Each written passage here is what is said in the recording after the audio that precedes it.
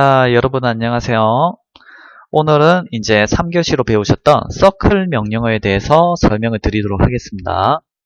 자, 서클 명령어 같은 경우에는 일단 아이콘을 먼저 보실 건데요. 자, 아이콘을 보게 되면은 중심점 반지름, 중심 지름, 그리고 2P, 3P, 그리고 TTR, 그 다음 맨 마지막에 3개의 접점. 이렇게 총 6가지 방법이 있어요. 자, 그럼 여기서 이제 명령어로 보여드릴 건데, 명령어를 입력하실 때는 항상 여기 명령어 입력창 봐주시고 서클 단축키 C 입력해 주신 다음에, 자, 보면은 원에 대한 중심점 지정이라고 되어 있어요. 그리고 또는 3P, 2P, TTR.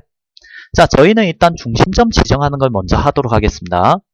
자, 중심점 지정 아무데나 이렇게, 아니면 정확한 점이 있다면 정확한 점을 찍어 주시고, 그러고 나서 내가 입력하고자 하는 거리값을 입력하면 되는데, 자, 명령어 입력창을 또 읽어보시면은 반지름 지정이라고 되어져 있어요. 또는 지름 D. 자, 지금은 반지름 지정이라는 거예요. 그럼 내가 반지름 값으로 50을 입력한다고 쳐볼게요. 그리고 엔터 치면은 얘는 지금 반지름이 50짜리인 원이 만들어진다는 거 기억을 해주시고, 자, 또 서클 C를 치고 중심점, 자, 똑같은 원의 중심을 찍고 싶을 경우에는 이 원의 바깥을 이렇게 왔다 갔다 하시면은 이렇게 중심이 찾아져요.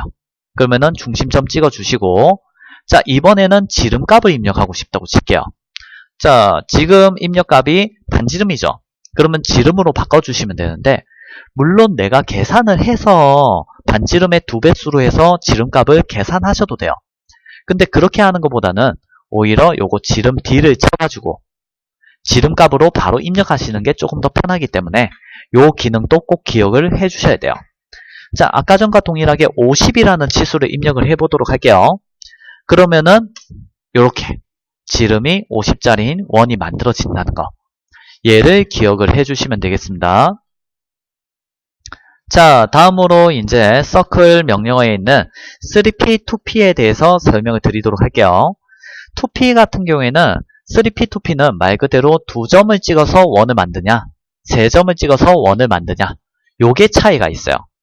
자, 2P는 이렇게 2개의 정확한 점을 클릭해가지고 만들어주는 거, 얘가 2P다.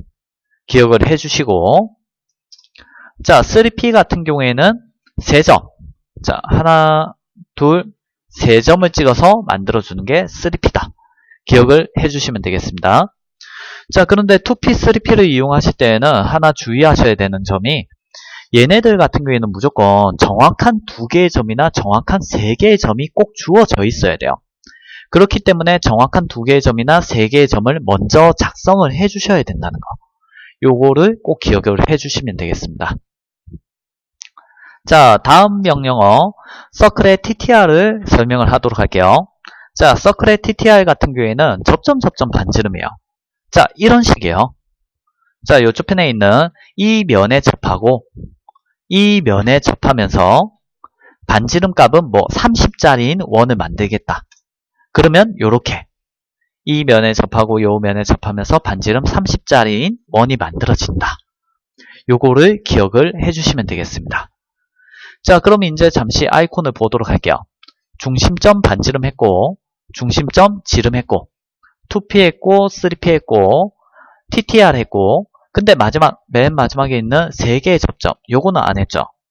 자, 얘 같은 경우에는 명령어 안에도 없었어요.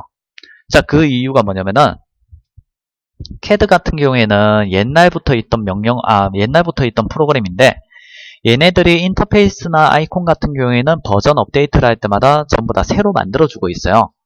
그런데 얘네들이 절대 바꾸지 않는 게 하나가 있어요. 그게 명령어예요.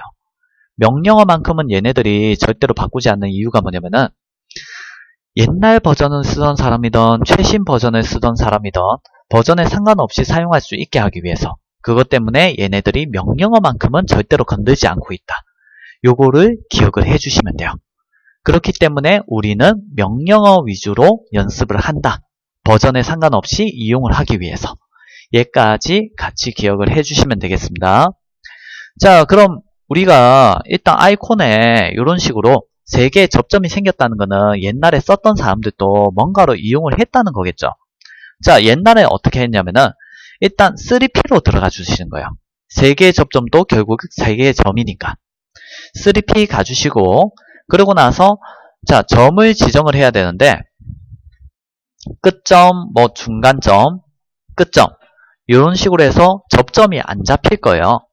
자, 이런 경우에는 이제 강제로라도 접점을 잡아줘야 되는데, 그때 사용하는 게 Shift를 꾹 누르고 있으시면은 마우스 커서 위에 이상한 동그라미 같은 게 생기게 돼요. 요때 마우스 오른쪽 버튼을 클릭해 주시면은 이런 식으로 오스넷 포인트 창이 나오게 돼요. 여기서 내가 접점을 선택해 주고, 그 다음 갖다 대보면은 접점 외에는 아무것도 안 잡히게 돼요. 요게 강제 오스넷 포인트 기능이에요. 자, 요걸로 해서 이런 식으로 접점 잡아주고, 자, 다음 점도 잡을 때 풀렸으니까 또 접점 선정해 주시고, 자, 마지막 또 접점 설정해 주신 다음에 클릭하면은 이렇게 3개의 면에 접하는 동그라미가 만들어진다. 요거를 기억해 주시면 되겠습니다. 자, 얘를 또 응용해서 사용할 수 있는 부분인데요. 이 2개의 원을 접하면서 연결하는 선을 그려주고 싶다고 칠게요. 그럴 경우에 라인 일단 들어가 주시고, 강제 오스넷 Shift 마우스 오른쪽 버튼 접점 이용해 주셔가지고 여기 접하고 여기 접하는 선을 끊겠다. 이런 식으로 활용해 주시면 된다는 거. 얘까지 같이 기억을 해 주시면 되겠습니다. 자, 요걸로 해가지고 이제 서클 명령어에 대한 설명은 마치도록 할 건데요. 자, 치수 부분에 대해서 잠시 조금 설명을 드리도록 할게요. 자, 치수부를 보게 되면은 이제 일반적으로 반지름 같은 경우에는 자, 일반적으로 반지름 같은 경우에는 자, 이렇게 R로 표기시가 나오게 돼 있어요. 얘가 레디우스의 약자로서 반지름 값을 나타낸다는 거 기억해 주시면 되고, 지름 같은 경우에는 자, 이런 식으로 치수가 파이로 표시를 하게 돼 있어요.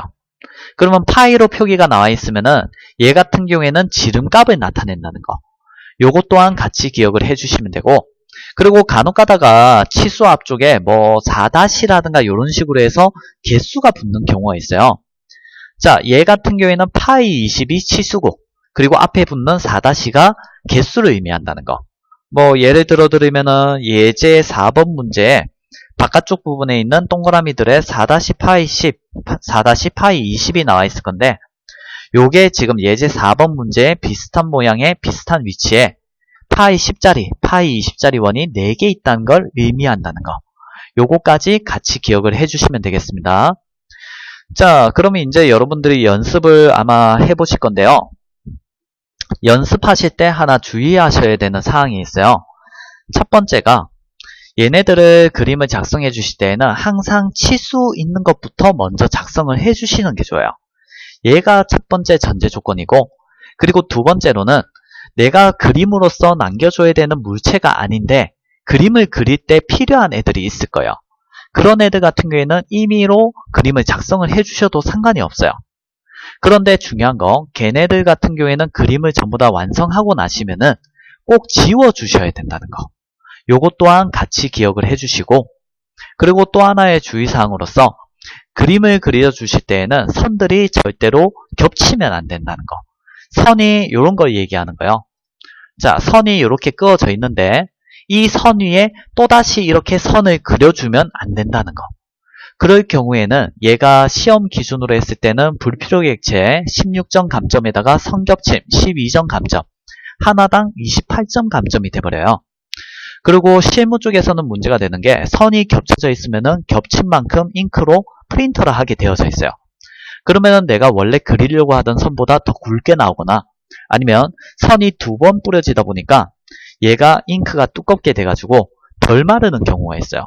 그런데 그 위에 다음 도면이 나오면서 겹치면서 2장 다 번져가지고 못 쓰는 경우가 발생을 합니다. 그것 때문에 선들은 될 수 있는 한 중복적으로 겹치지 않게 한다는 거. 요거까지 주의를 해주시면 되겠습니다. 자, 그럼 이것으로 2교시 마지막 3교시 수업에 대한 설명 마치도록 하겠습니다.